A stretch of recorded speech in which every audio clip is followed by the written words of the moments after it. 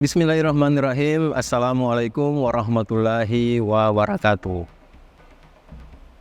Alhamdulillahirrabbilalamin. Allahumma salli ala Sayyidina Muhammadin wa ala alihi wa sahbihi wa salim azmain. Alhamdulillah, kami dari Yayasan Rubatul Khairat Kota Ternate di bawah pimpinan Al-Habib Abdurrahman bin Kamil As-Sagaf. Sementara ini kami lagi membangun gedung pondok pesantren Rubatul Khairat Madrasah Al-Ulya yang sementara dibangun, ya. Gedung lantai 3. Kami sangat membutuhkan dana infak dan sedekah dari jamaah bapak-bapak dan ibu-ibu. Bagi yang mau berinfak untuk melanjutkan pembangunan gedung pondok pesantren, bisa ditransfer di rekening Bank Syariah Indonesia atas nama Yayasan Rubatul Khairat. Nomor rekening 723563956. Terima kasih.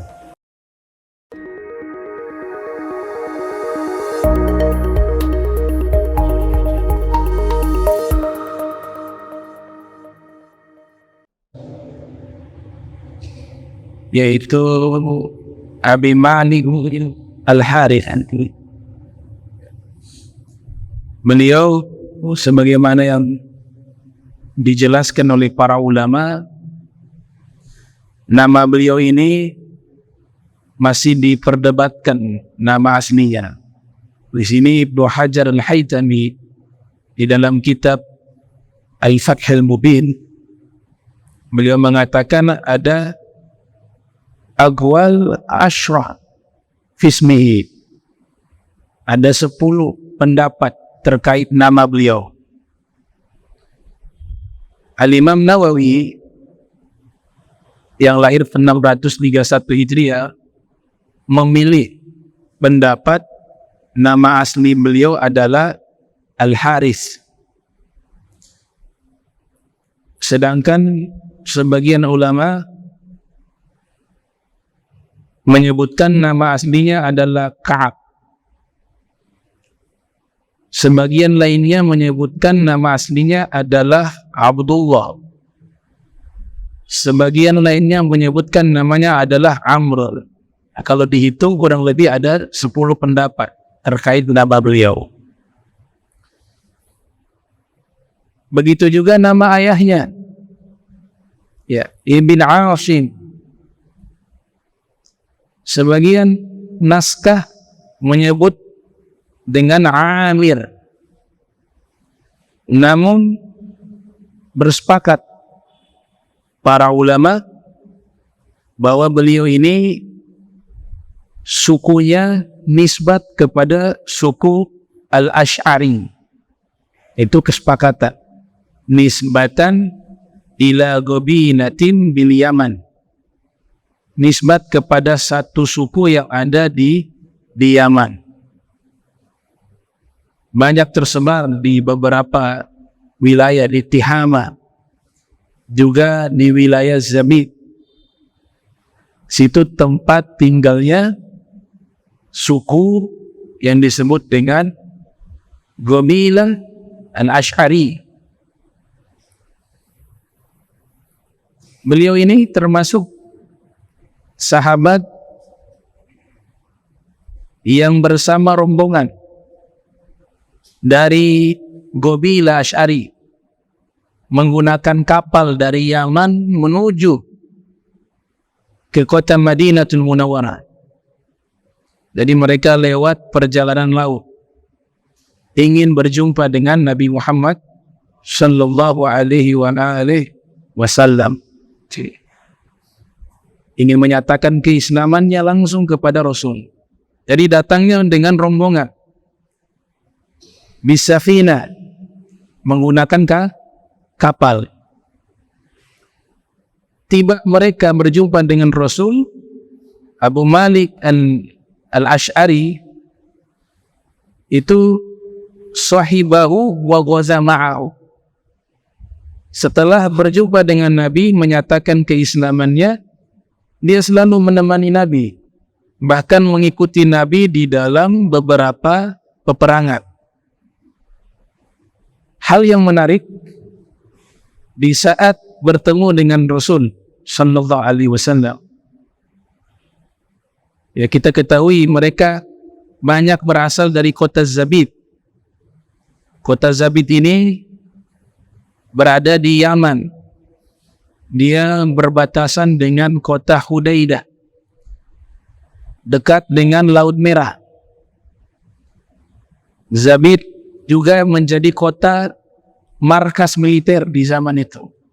Kil, ada yang berpendapat sudah dibangun di masa Daulah Abbasiyah, Khalifah Ma'mun. Dan kota Zabid menjadi tempat persinggahan jamaah haji yang lewat ke Yaman, pasti mampir ke Zabid. Mereka berasal dari tempat tersebut. Kebanyakan suku-suku Asy'ari itu berasal dari kota Zabid. Ketika berjumpa dengan Rasul sallallahu alaihi wasallam, Nabi menyatakan delegasi-delegasi dari Yaman mereka datang.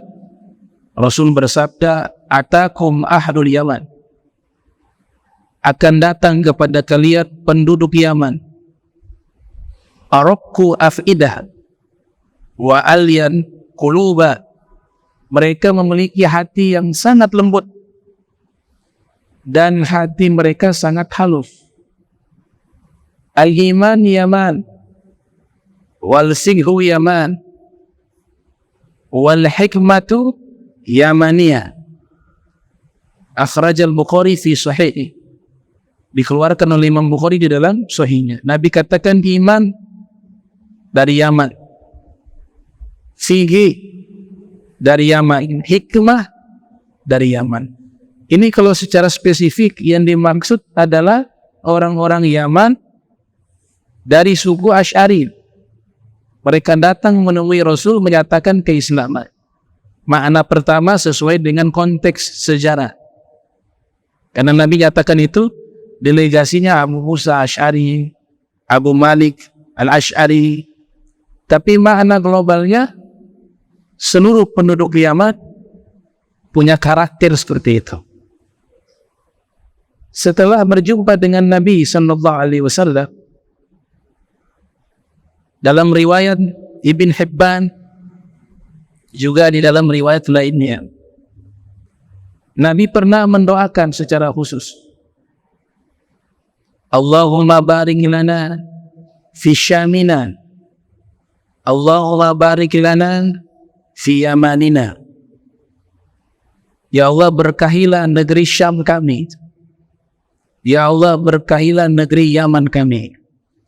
Wa fi riwayah qad qarrara thalatha marrat.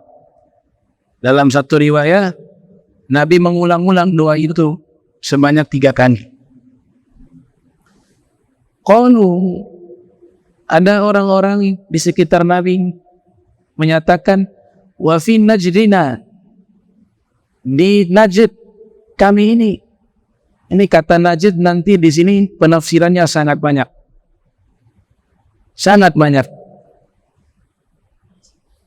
Salah satu penafsiran Najd, nanti bisa baca sendiri, cari tahu sendiri.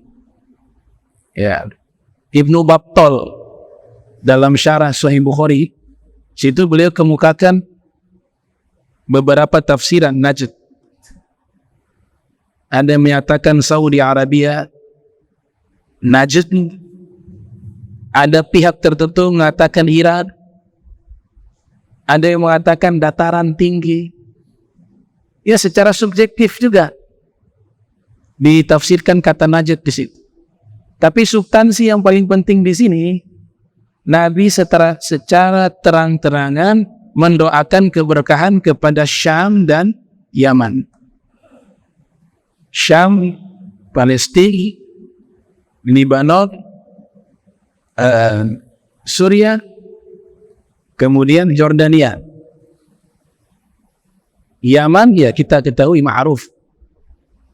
Yang dimaksud Yaman di hadis ini, ya Yaman yang saat ini sebagai negara Yaman.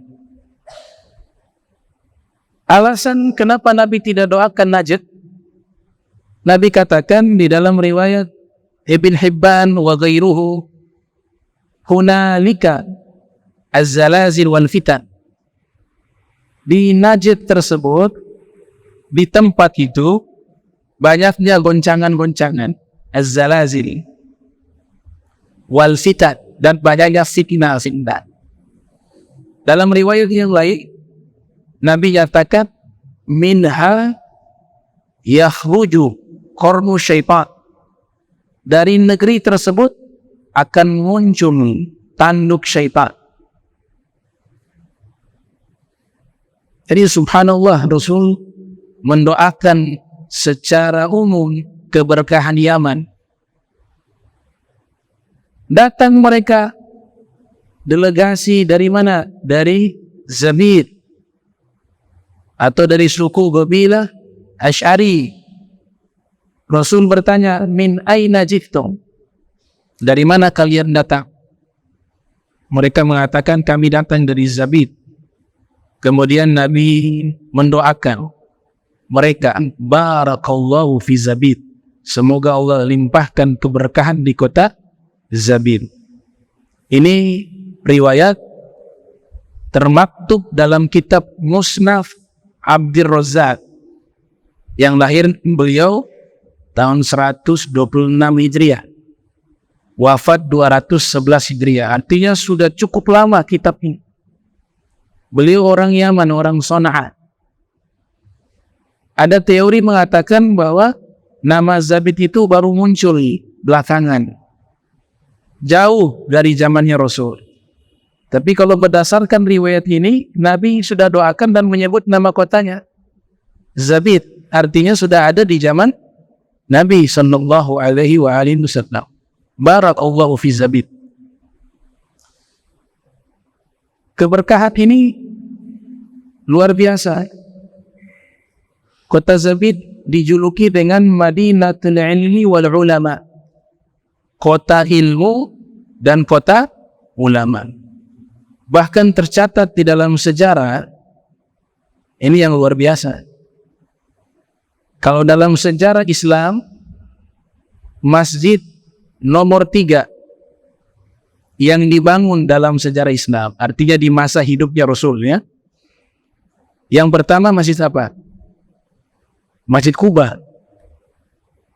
Yang kedua Masjid Nabawi. Yang ketiga masjid yang ada di Zabid. Dibangun tahun 8 Hijriah oleh sahabat Abu Musa Al-Asy'ari. Dan masjidnya sampai sekarang masih ada. Nama masjidnya Masjidu Asy'air. Di dalam masjid itu seakan-akan seperti lembaga pendidikan Islam, yang dimana banyak ulama itu muncul dari masjid tersebut.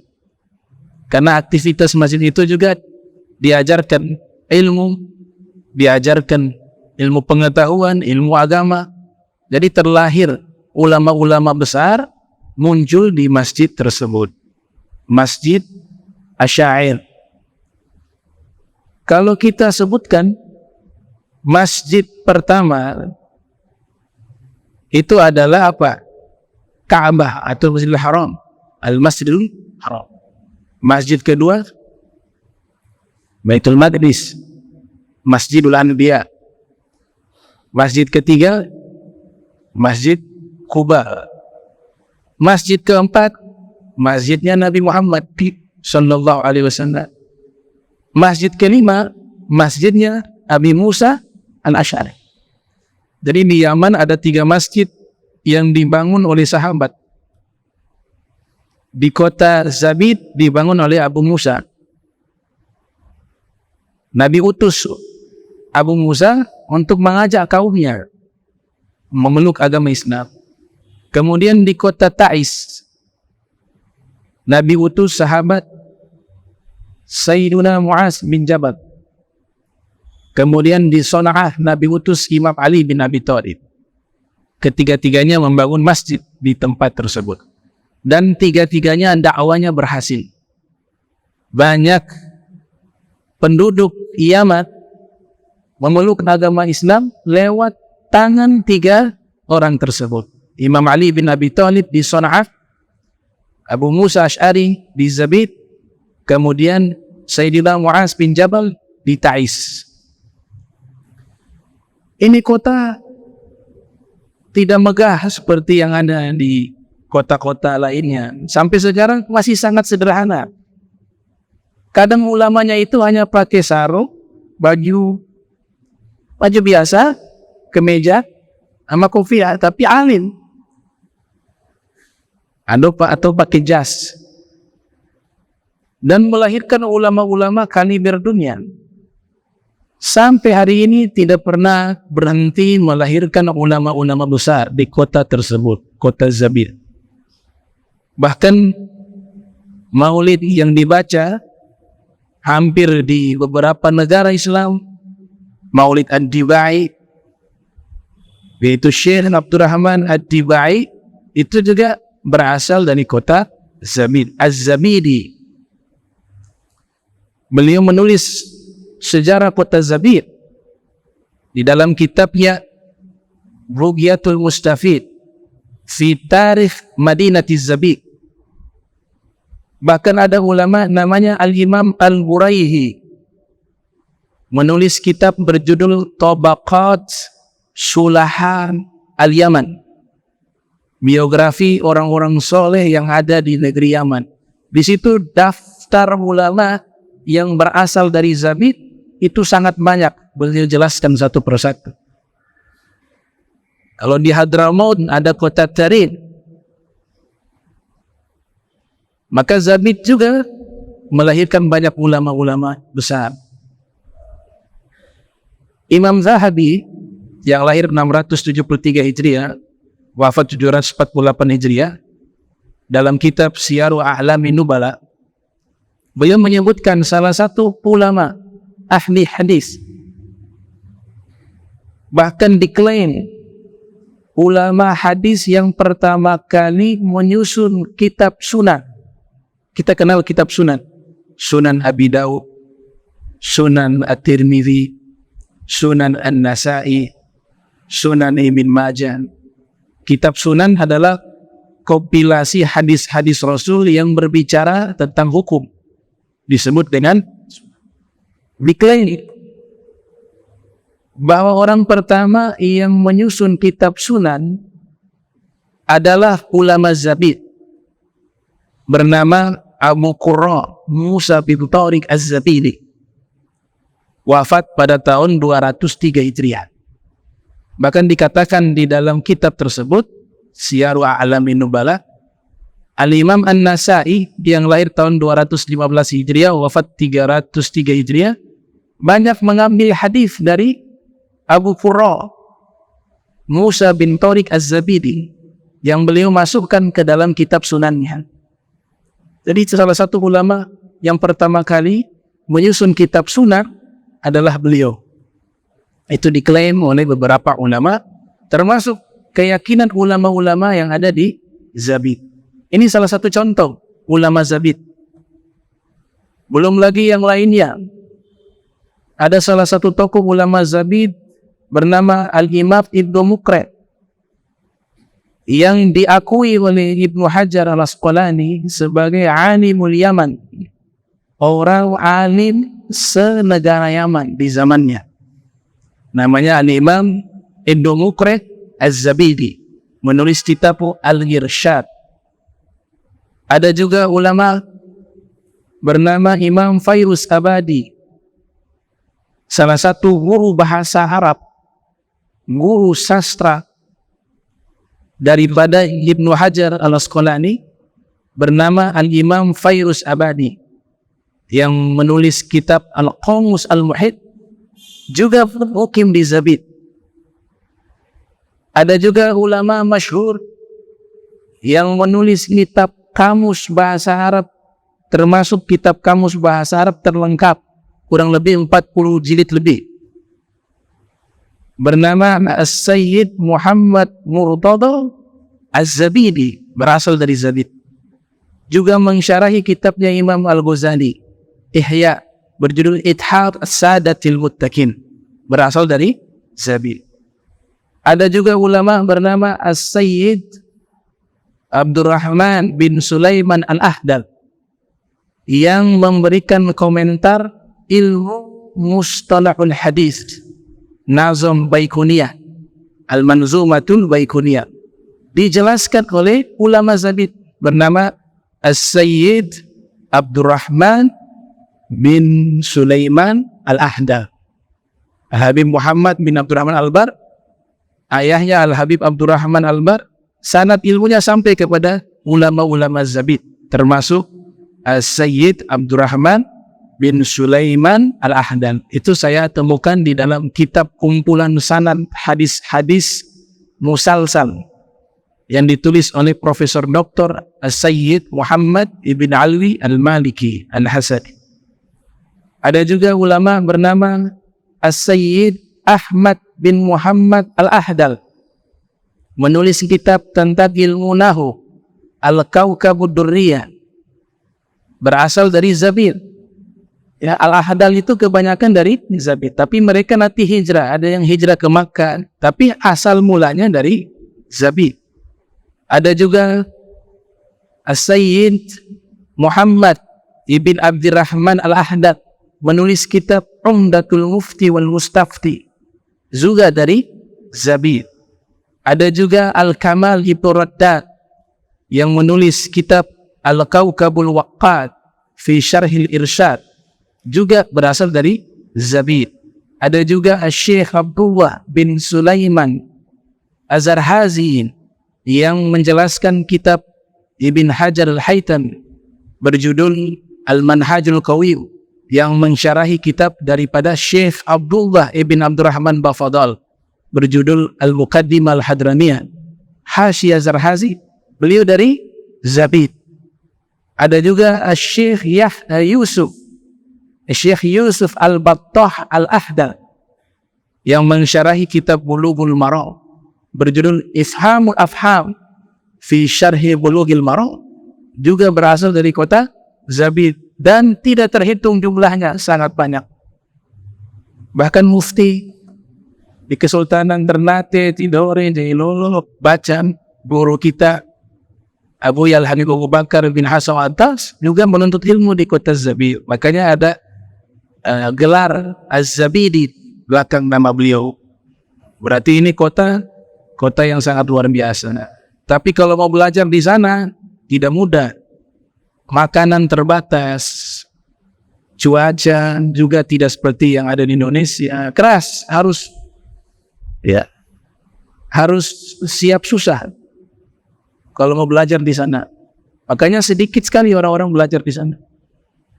Tapi kalau mau sungguh-sungguh, situlah tempat ilmu.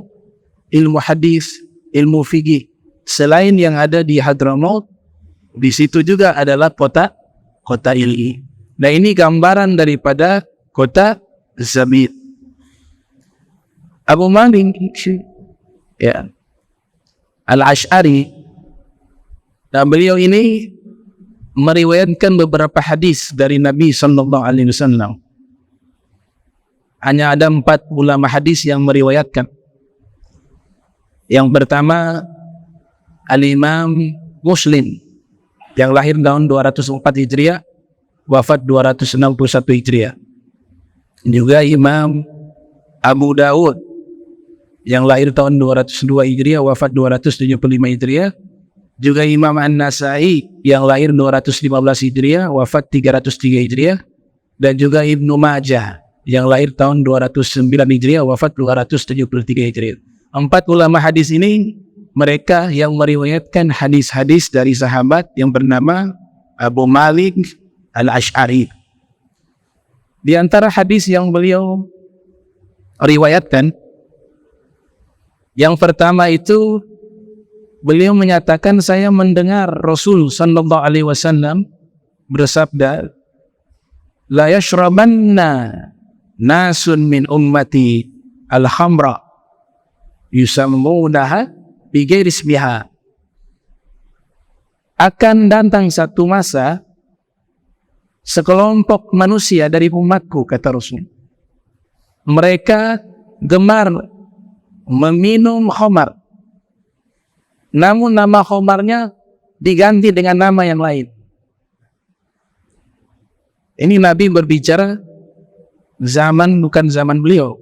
Zaman beliau khamar ya khamar. Satu merek saja, satu nama saja. Al-khamr.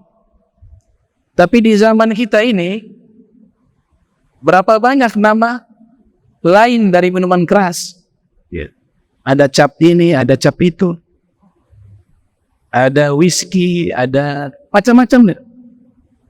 Tapi isinya adalah khamar. Berarti Nabi sedang berbicara sesuatu yang terjadi bukan di zamannya, tapi di zaman yang akan datang. Itu hadis diriwayatkan oleh Abu Malik Al-Ash'ari.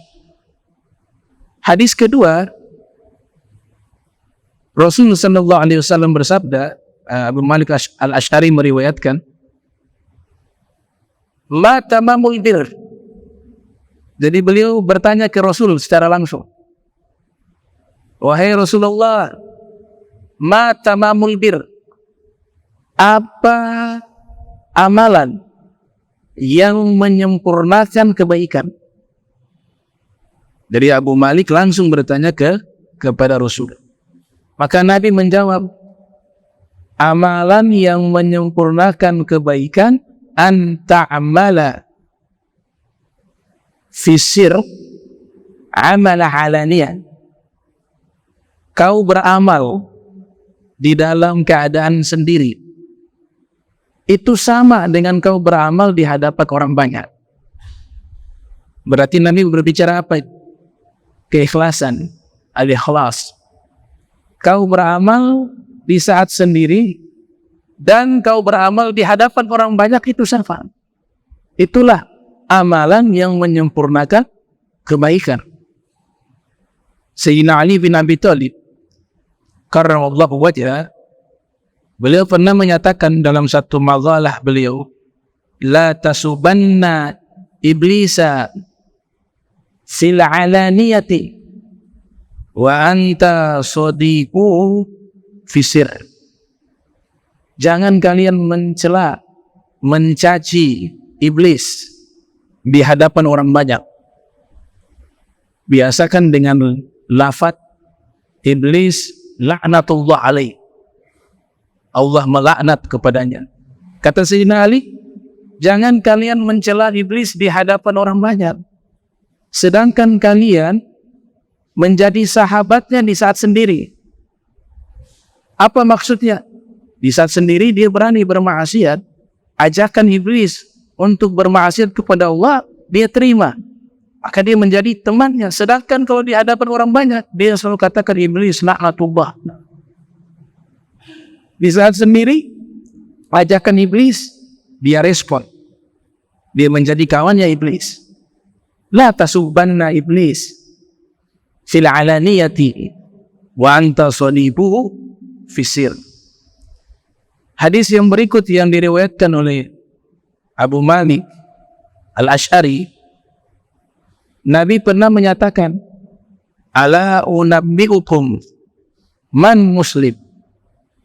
Mau tidak aku kabarkan kepada kalian, siapa sih orang muslim yang sesungguhnya? Maka mereka mengatakan, na'am ya Rasulullah. Kemudian Nabi menjawab, al-muslimu man salimal muslimuna min lisanihi wa yadihi. Orang muslim yang sesungguhnya adalah seluruh orang muslim selamat dari kejahatan lidahnya dan kejahatan tangannya. Lidah bentuknya kecil, namun bahayanya sangat besar. Kemudian Nabi lanjutkan, ala unabbi'ukum manil mu'min. Mau tidak aku beritahukan kepada kalian siapa orang beriman yang sesungguhnya? Maka mereka menjawab, na'am ya Rasulullah. Na'am ya Rasulullah. Kemudian Nabi mengatakan, orang mukmin yang sesungguhnya adalah seluruh orang-orang beriman merasa aman di dekatnya. Jiwa mereka merasakan keamanan, darah mereka, mereka merasakan aman. Itulah orang mukmin yang sesungguhnya. Nah, ini hadis, beberapa hadis yang diriwayatkan oleh Abu Malik Al-Asy'ari radhiyallahu ta'ala anhu wa arda. Beliau punya sahabat dekat yang terkenal, ya, mungkin kita lebih kenal sahabat dekatnya, satu suku juga, Abu Musa Al-Asy'ari. Nah, Abu Musa Al-Asy'ari adalah sahabat dekat beliau yang juga ditugaskan oleh Nabi SAW untuk berdakwah di kota Zabid khususnya.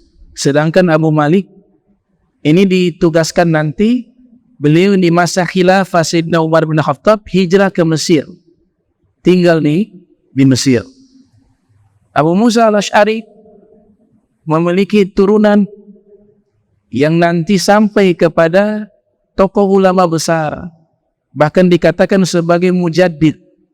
Ya, inna Allah Ta'ala ba'atha ala ra'si kulli mi'ah sana man yujaddidu laha dinaha. Sesungguhnya Allah Ta'ala mengutus, wa fi riwayah ya ba'ath, menggunakan fi'il mudhari'. Sesungguhnya Allah senantiasa mengutus di penghujung 100 tahun untuk umat Islam seorang ulama yang ketokohannya itu disebut sebagai ulama mujaddid. Mereka menghidupkan kembali ajaran-ajaran agama Islam, ilmu-ilmu agama Islam.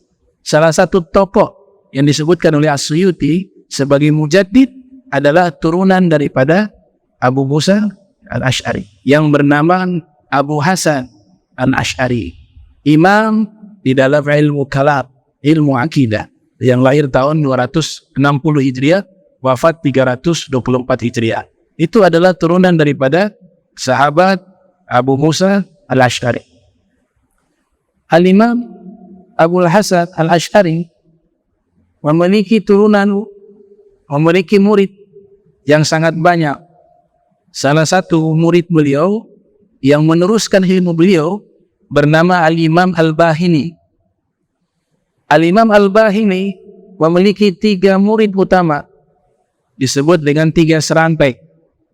Yang pertama bernama Al-Imam Abu Bakar Al-Baqalani, yang kedua bernama Ibnu Furaq, yang ketiga bernama Abu Ishaq Al-Isfiraini.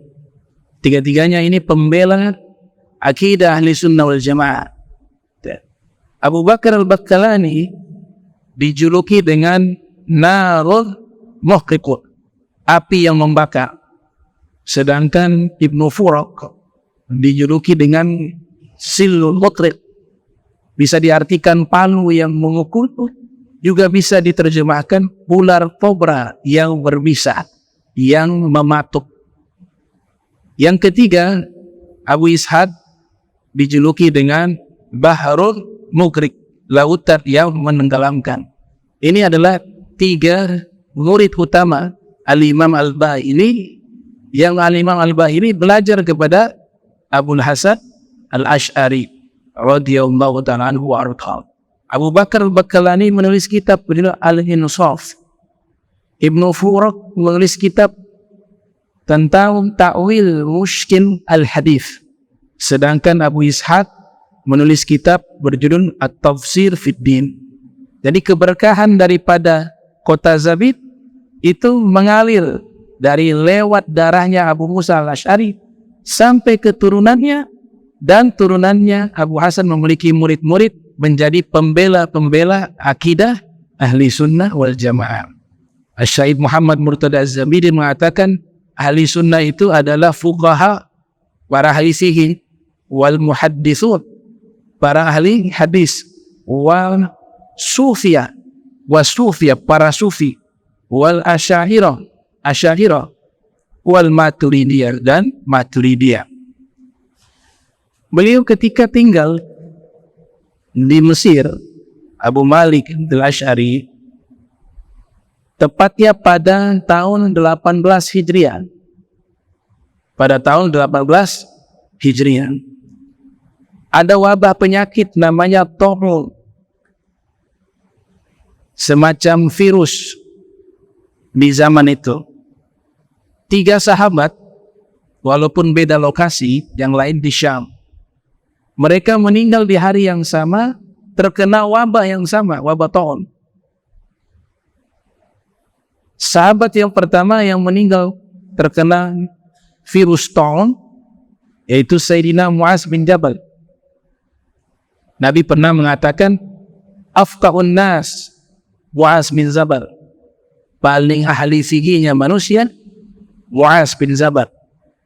Bahkan doa yang kita bacakan selepas sholat, Allahumma a'inni ala dzikrika wa syukrika wa husni ibadatik, itu Nabi ajarkan kepada Sayyidina Muaz bin Jabal. Dan Nabi mengatakan, ya Muaz inni uhibbuk, wahai Muaz, aku cinta kepadamu, kata Rasul sallallahu alaihi wasallam.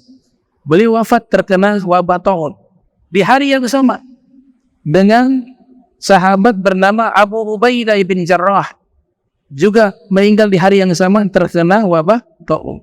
Dan juga Abu Malik Al-Ash'ari meninggal terkena wabah taun di tahun 18 Hijriah, di masa khilafah Sayyidina Umar ibn Khattab radhiyallahu ta'ala anhu wa arda. Beliau sebelum meninggal dunia, detik-detik menjelang wafatnya, yang diriwayatkan oleh muarrikhun, para sejarawan Islam, dipanggil beberapa sahabatnya, ya ma'syaral al-ash'ariyin, kata beliau, wahai segenap orang-orang Asy'ariyin, ayo berkumpul, liyablu asyahidu minkumul ghaibah, hendaklah kalian yang hadir nanti menyampaikan kepada yang tidak hadir wasiat yang akan aku sampaikan kepada kalian. Kemudian beliau mengatakan, inni sami'tu Rasulullah sallallahu alaihi wasallam, saya dulu pernah mendengar Rasul bersabda. Jadi beliau menyampaikan wasiat kepada sahabat-sahabatnya, tapi wasiat ini beliau dapat dari sabda Rasulullah Muhammad sallallahu alaihi wasallam. Beliau mengatakan, Nabi pernah menyatakan, murratud dunya hulwatul akhirah. Hulwatud dunya murratul akhirah. Manisnya kehidupan dunia, maknanya adalah kalau tidak diisi dengan kebaikan dan ketaatan, maka akan menjadi pahitnya kehidupan akhirat. Dan pahitnya kehidupan dunia, namun diisi dengan kebaikan dan ketaatan, akan melahirkan kehidupan yang sangat manis di akhirat. Itu wasiat disampaikan oleh Abu Malik Al-Ash'ari. Beliau meninggal di Mesir pada tahun 18 Hijriah, dimakamkan di wilayah tersebut. Kemudian Muaz bin Jabal dimakamkan di Syam. Abu Ubaidah bin Jarrah juga dimakamkan di wilayah Syam.